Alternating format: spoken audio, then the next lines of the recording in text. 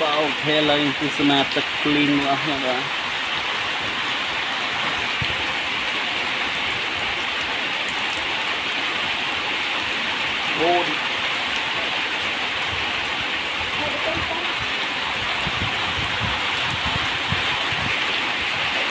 bắt tập clean kan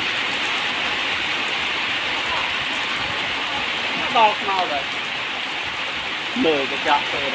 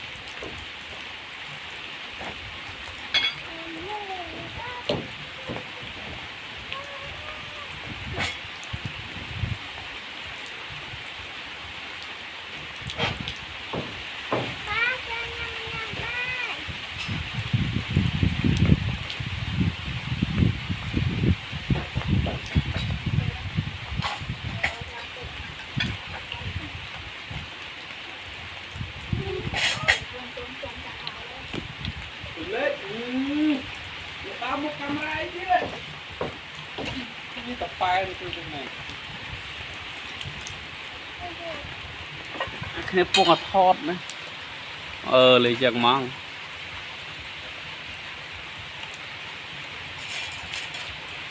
ta làm được bài tập ta lắc trong này bài tập lắc trong này thôi nè dân đập ai pling lại là ai pling ai thọt lại pling chỉ mới pling thọt thì mọi người riêng được khai camera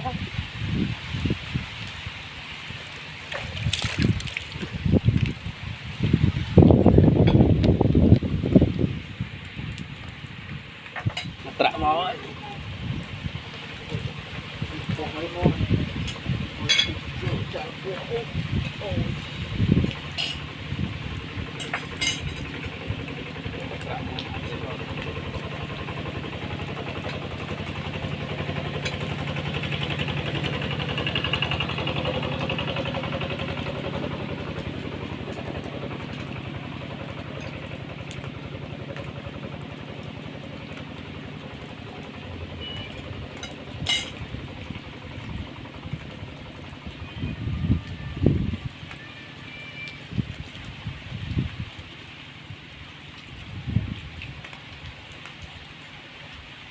tôi này từ tôi chọn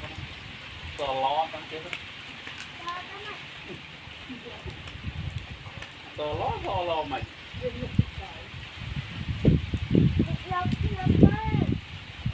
rồi con cây lo một cây lo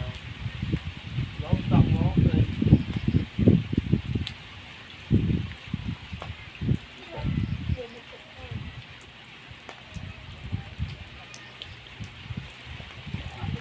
mà mặt chạm thở tới chạm trường tâm này để bật tươi nó ăn của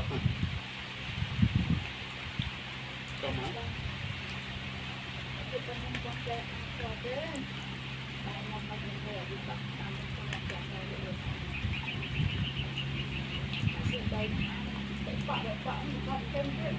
rau hạt thịt buôn trắng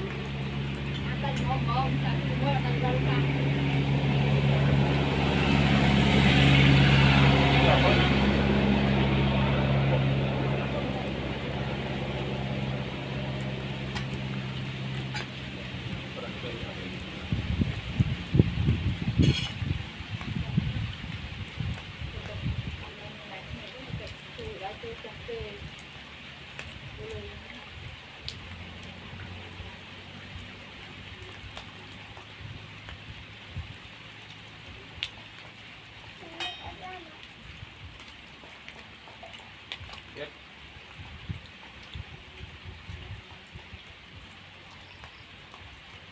mình thấy gặp con này nữa,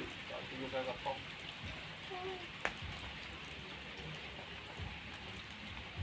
mình cứ lên rồi chế đi, tập tiền mặc ấy, rồi mới mình biết mình chắc, thôi cái thao thao, cái mà gì, rồi cảnh mình mất, mình lại được 70 kia, rồi bao lâu nó tưởng rồi mình kia, mình chưa một bay đi đi tám, một cục như thế đó. Cái cây ấy nó mới dân tên nó thì nên mọt mà môi nè bó to nhưng mà tìm quên nè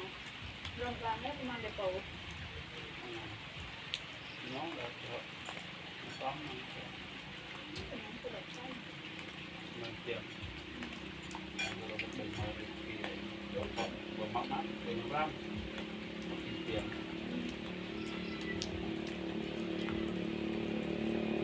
rồi một bữa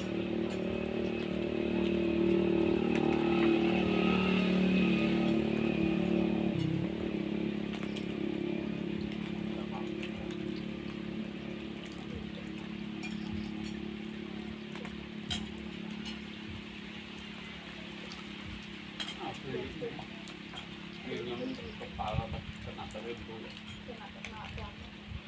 cái áo bên chút lắm nó tăng một ở trên này đấy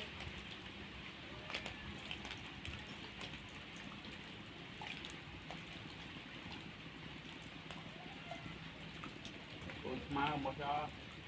làm tay ở tôi má rồi vì bỏ lo một căn đầu là bỏ nắng vô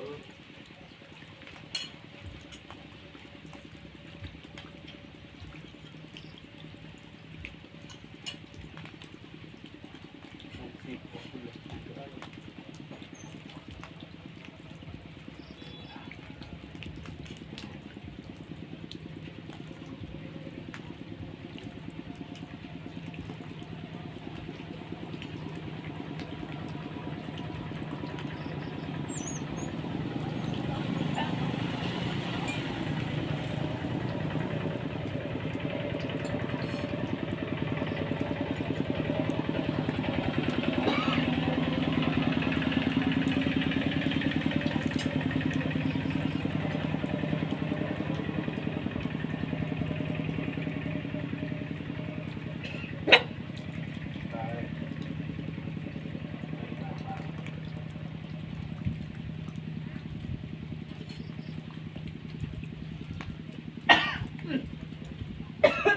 phải nó phải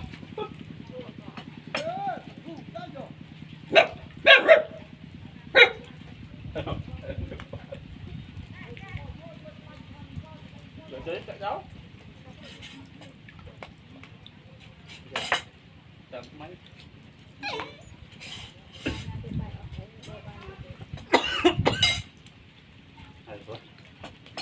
trời vậy đó ba tuần rồi trong rồi nó về nhắmទឹកluôn trời rồi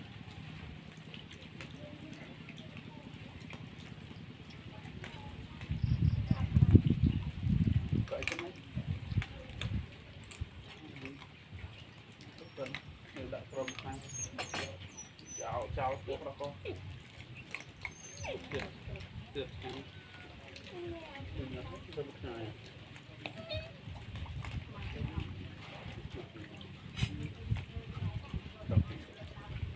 này đúng rồi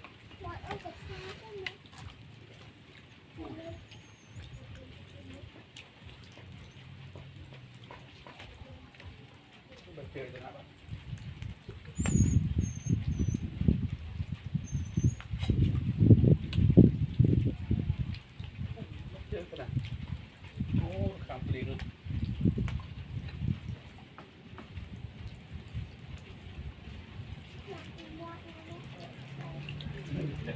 Không có bao giờ là nghề chung đi tiếp. Còn tập trung.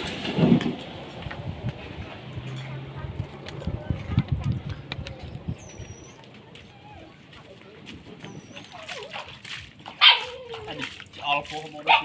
hàng rồi. Hộp trời ngắn về. Ông nhâm thấy ngàn chưa? Ừ. Thấy ơi. Được mấy.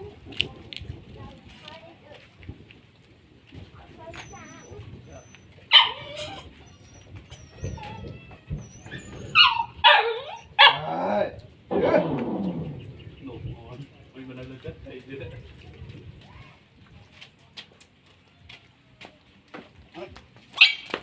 Cho cái máy à, ai lồng nhẹ mà đâu rồi.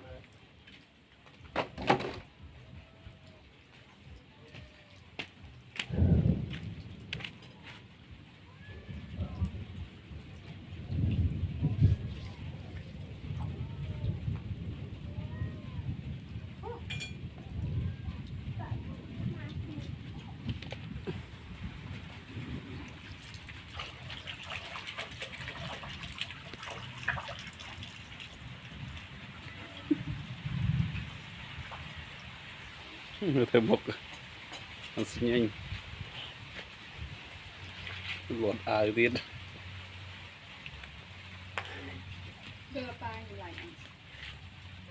cái thon mà cái nát à liều